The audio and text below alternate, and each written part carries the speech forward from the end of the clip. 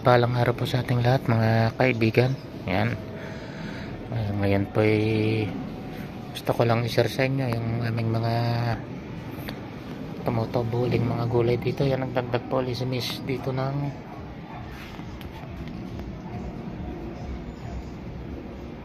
yan,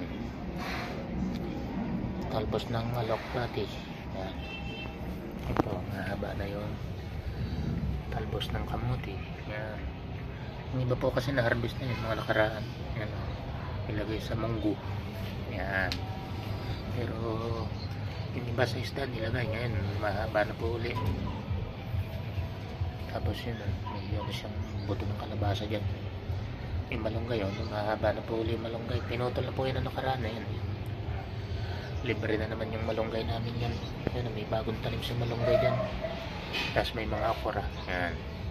Malunggay po yun, tumutubo na rin na. Bagong tanim lang po yan. Tapos ito yan.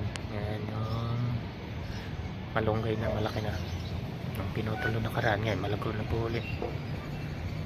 Yan. Tapos ito yung okra. Yan. Lapit na po siyang bumunga. Ayan na siya ng bulaklak. Hindi pa lang siya bumubukad. May itas yung ilalim niya. Ayan, aloe vera. Ito kalabasa.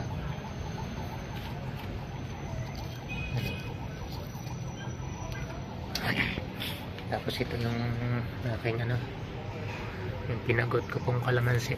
Ayan, lumalabas na po yung mga ugat niya. Malapit na pong harvest niya. Kita na po yung mga ugat yan. Ayan, ugat po yan.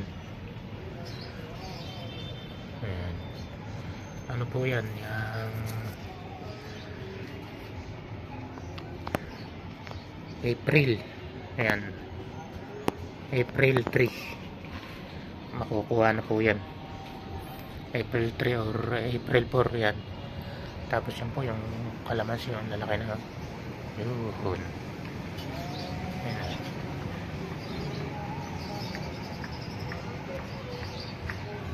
Libre-libre na po kami dito. Hindi nabibili ng kaya lang, siyempre hindi naman po sapat kasi konti lang yung tanim namin dahil maliit lang po yung space dito. Ito nga pong papaya, hindi man maano yung bunga, di tumutuloy kasi sa timba lang po siya nakatanim. Maliit lang masyado, hindi talaga sapat pag timba lang na maliit. Ayun po, dito lang po muna at maraming salamat po sa inyong lahat. Ayan. Sa mga silent viewer natin, thank you po sa inyo. Sa mga napadaan lang po ng sa aking channel, sana subscribe na rin po, paki-like.